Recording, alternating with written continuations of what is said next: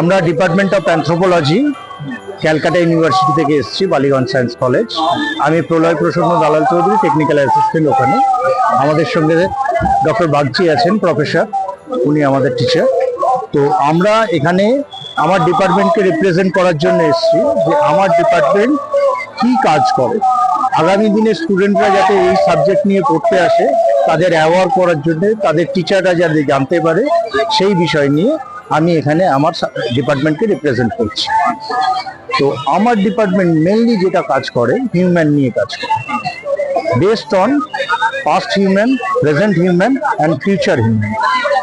আমার ডিপার্টমেন্টের আমার এই যে কাজ, কি কি কাজ হয় সেটা আমি এখন আপনাদের বলছি। প্রথম কথা হচ্ছে, আপনার গোটা পৃথিবীতে আপনি যা দেখবেন সব হিউম্যান তৈরি করেছে। আপনি একটা কুকুরকে লালু নামে ডাকুন কি জকি নামে ডাকুন, সেটা আপনি নাম দিয়েছেন, কুকুর কমিউনিটি কিন্তু জানে না সেই নামটা তার কি। বা বেড়ালকে বলুন, বা এটাকে পাথর বলুন, বাঁশ বলুন, বলুন, কম্পিউটার বলুন, সমস্ত কিছু হিউম্যান দিয়েছে। তাই আমাদের জানতে গেলে স্টাডি করতে হবে হিউম্যানের ইভলিউশনটা কি করে হয়েছে। হঠাৎ করে একদিন বাঁদর থেকে কি লাফিয়ে মানুষ তৈরি হয়ে গেল? এটা তা নয়। প্রায় 5 মিলিয়ন বছর আগে একটা ব্রাঞ্চ ভাগ হয়েছে হোমো বলে, যেটা অন্যান্য ব্রাঞ্চের সঙ্গে ভাগই হয়েছে।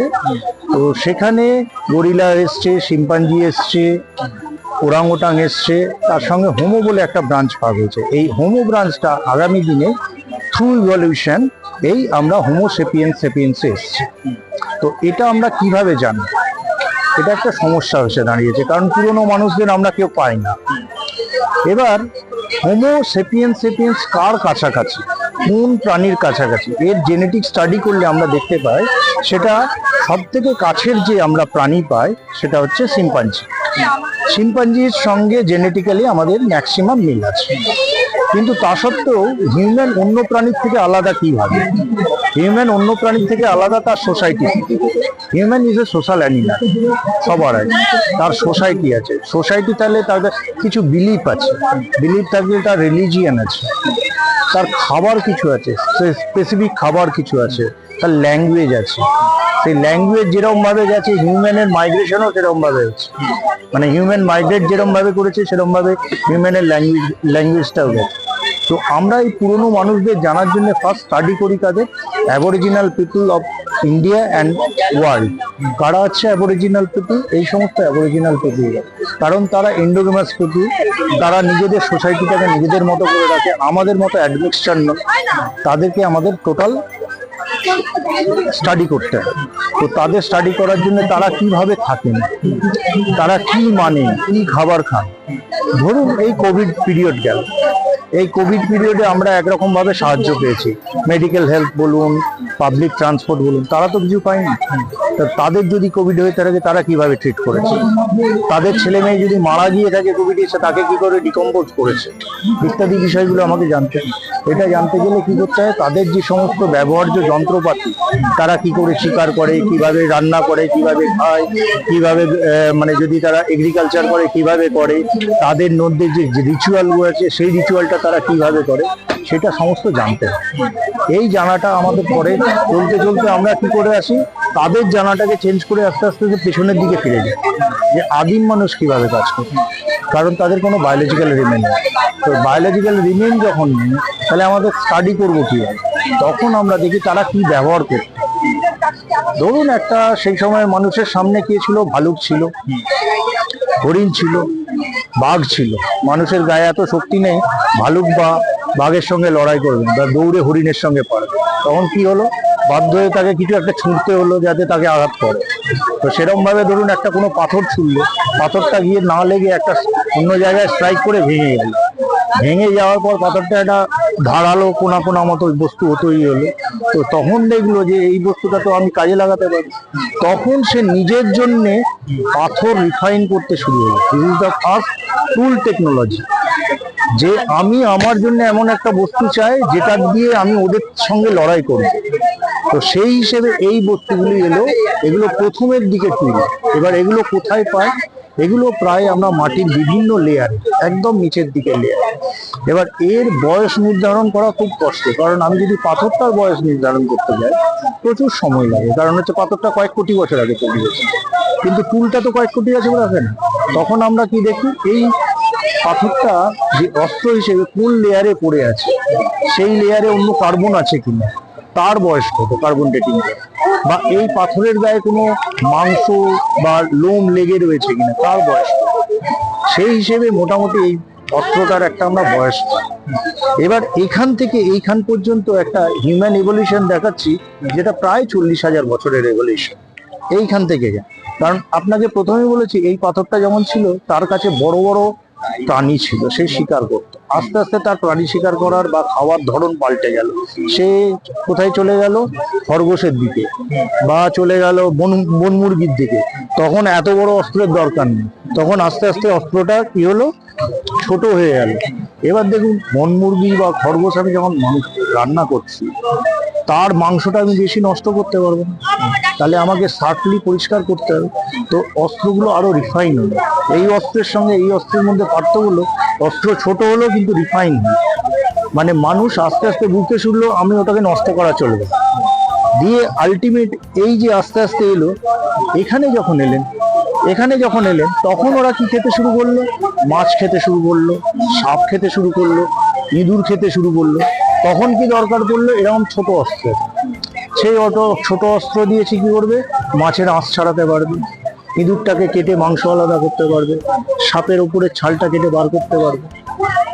কিন্তু এটাকে ধরার একটা টেকনিক আছে। দেখুন, এই যে দেখতে পাচ্ছেন, এটাকে আমরা বলি প্রিসিশন গ্রিপ। এই গ্রিপটার জন্য আপনি কি করতে পারেন, আপনার চশমাটা পরতে পারেন, আপনার ছুঁচ দিয়ে বোতাম বা সেলাই করতে পারেন। এই গ্রিপটা কেন হয়েছে, এই আঙুল থেকে বুড়ো আঙুলটা এত দূরে গেছে, এইটার জন্য সেই গ্রিপটার দরকার ছিল। তাহলে এই অস্ত্রের প্যাটার্ন দেখে আমরা বুঝতে পারছি যে মানুষের হাতের ইভলিউশন কিরকম ভাবে হয়েছে, মানুষ কতটা ভাবনা চিন্তা করতে শিখেছে। মানুষের এখানে কিন্তু অতটা ভাবনা চিন্তা করার সময় ছিল না, এখানে কিন্তু তার ভাবনা চিন্তা করার সময় বেড়ে গেছে, সে নিজের জন্য অনেক সময় পাচ্ছে। এরপরে অস্ত্রকে আরো রিফাইন করলো, কি করলো, গাছের ডাল নিল, বা হাড়, যে বনের জন্তু শিকার করেছে হাড়, তার নিল, সেটাকে ফুটো ফুটো করে ছোট ছোট এরকম ব্লেডের মতো অস্ত্র লাগালো।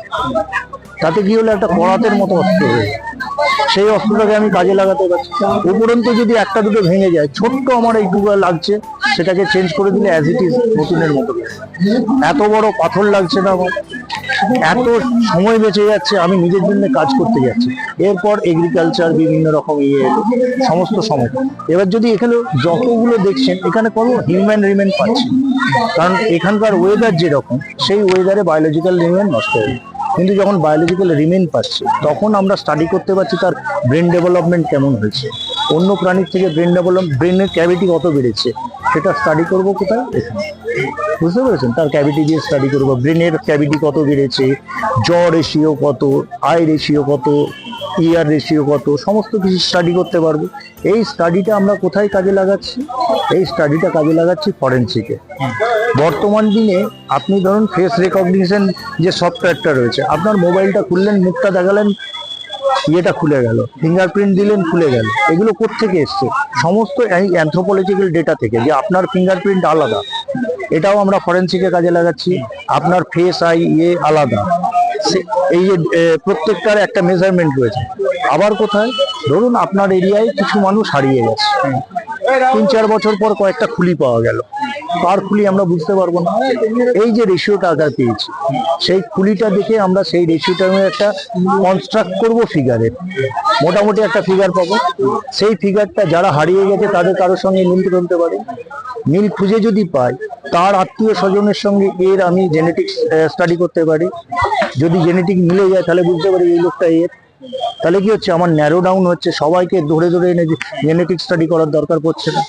সেটা আমরা কাজ করছি, পুরো জিনিসটা করছি কি, ফরেনসিকে নিয়ে যাচ্ছি আমাদের স্টাডিটাকে। তারা কি করছে, আগামী দিনে ফরেনসিক স্টাডিটা করছে। এবার তারপর কি হচ্ছে, ধরুন কোনো ব্রোকেন পার্ট পেলেন, এই যে রেশিওটা রয়েছে, সেই রেশিওটা থেকে কোনো ব্রোকেন পার্ট থেকে আমরা টোটালটাকে কনস্ট্রাক্ট করতে পারি। সেটা যেমন স্কাল হিউম্যানের ক্ষেত্রে হয়, পটারির ক্ষেত্রেও হতে পারে, যে তারা কি ব্যবহার করছে। পটারির মধ্যে যদি কোনো খাবারের অবশিষ্ট লেগে থাকে অতীত দিনে, যেমন হরপ্পা হতে পারে, মহেঞ্জোদারো হতে পারে, যে গ্র্যানারি পেয়েছি, কিভাবে পেয়েছি, সেই গ্র্যানারির পার্ট কি অরিজিনাল কি পেয়েছি, সেখানকার কি খেত, সেটাকে আমরা স্টাডি করছি। স্টাডি করার পর বুঝতে পারছি এই সময়ের মানুষরা এই খেত, এই খাওয়ার জন্য এখান থেকে, যেমন এখানে দেখালাম, যার খাওয়ার যে আগে বড় মাংস থেকে ছোট মাংসতে এসছে, তার মানে বডি শেপ চেঞ্জ হয়ে গেছে, সে অন্যরকম ভাবে ট্রিট করছে। এবার ধরুন এইটা কি হলো, আমরা পাস্ট হিউম্যান এবং প্রেজেন্ট হিউম্যানে স্টাডি করলাম। এবার আপনার ক্ষেত্রে দেখুন, আপনার স্টাডি করছে আপনার বডি ওয়েট কেমন, এই যে একটু আগে বললাম ফেস রেকগনিশন সফটওয়্যার ইত্যাদি সমস্ত কিছু স্টাডি করছে, একটা ডেটা রয়েছে। এই ডেটার উপর ভিত্তি থেকে আপনার জেনেটিক স্টাডি করছে। ধরুন আপনার বাবার কোনো একটা অসুখ আছে, আপনার ছেলের মধ্যে সেটা যেতে পারে, আপনি দেখতে পাচ্ছেন না। আমি ছেলের জেনেটিক ম্যাপিং করে দেখলেও ওই জিনটা গেছে কিনা, জিনটা যদি গিয়ে থাকে, আপনার এই ছেলের মধ্যে এই অসুখটা হতে পারে। আমরা তখন কি করব, অসুখটাকে বন্ধ করতে পারবো। কি করতে পারি, কয়েকটা লাইফস্টাইল মেনটেন করে বা কয়েকটা মেডিসিন দিয়ে তার অসুখটাকে দূরে ঠেলিয়ে দিতে পারি। যেটা 40 বছর বা 30 বছরে হতো, সেটা আগামী দিনে 60 বছরে হবে। মানে ফর ফিউচার হিউম্যান আমরা এই স্টাডিটা করি।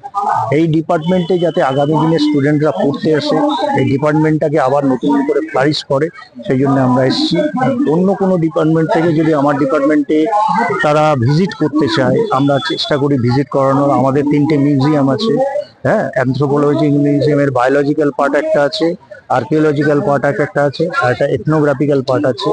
আমাদের স্টুডেন্টরা সমস্ত এসটি কমিউনিটি নিয়ে কাজ করে, তারা স্ল্যাম নিয়ে কাজ করে, বিভিন্ন এরিয়ায় তাদের প্রবলেম ফেস কি করছে বর্তমান দিনে, সমস্ত রকম নিয়ে তারা রিসার্চ করে থাকে। ইভেন এখনকার ধরুন রিক্সা পুলার নেই, কিন্তু অটো পুলার বা টোটো পুলাররা, তারা ধরুন বিভিন্ন রকম ভাবে বসছে, বিভিন্ন শেপে বসছে, আগামী দিনে তাদের কি রোগ হতে পারে, এইটা নিয়ে তারা কিন্তু স্টাডি করে। এবার আমার এখানকার প্রবলেম, সেই প্রবলেমটা ধরুন দুটো কমিউনিটি দু জায়গায় চলে গেল, একটা কমিউনিটি এখানে রইলে, একটা কমিউনিটি হিল এরিয়ায় রইলে, একই রকম লোক, কিন্তু তাদের দু জায়গায় থাকার জন্য বডি চেঞ্জ কি কি হয়েছে, ছেলেদের মধ্যে কি কি হয়েছে, কোন অসুখটা কেড়ে বেশি রিটালিয়েট করতে পারছে, সেই বিষয়গুলো আমরা দেখি।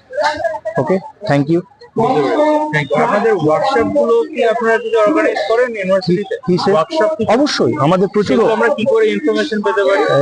আমরা ওয়েবসাইটে দিই, যে ধরুন থাকবে anthropology website, anthropology Calcutta university ওয়েবসাইটের আন্ডারে অ্যানথ্রোপোলজি ওয়েবসাইট, এবার সেখানে নোটিফিকেশন করা। আপনাদের সোশ্যাল মিডিয়া কিছু নেই? ডাইরেক্ট ইউনিভার্সিটির অ্যানথ্রোপোলজি ডিপার্টমেন্টের নেই, কিন্তু এই যে স্যার ছিলেন, ওরা যে কাজ করে নিজেরা নিজেদের মধ্যে কিন্তু কয়েকটা সোশ্যাল মিডিয়া গ্রুপ আছে, সেই সমস্ত সেগুলো ফলো করাটা বেশি সহজ। সেগুলো ওয়েবসাইট থেকে নোটিফিকেশন পাওয়া না, এটা দেখো, একটা হচ্ছে ইউনিভার্সিটি যখন, তার একটা রুলস রেগুলেশন আছে, আমি ডাইরেক্টলি দিতে পারি না, কিন্তু স্টুডেন্ট। ওকে, থ্যাংক ইউ, ভালো বুঝলাম, ওয়েলকাম। তারা কি হচ্ছে, সেই জায়গাটায় তারা নিজেদের কাজটা দিতে পারে, কিন্তু আমি দিতে পারি না। এটা একটা অর্গানাইজেশন, তার একটু মানে কি বলবো, প্রোটোকল আছে, সেই প্রোটোকল ভেঙে তো আমি দিতে পারি না। ওয়েলকাম।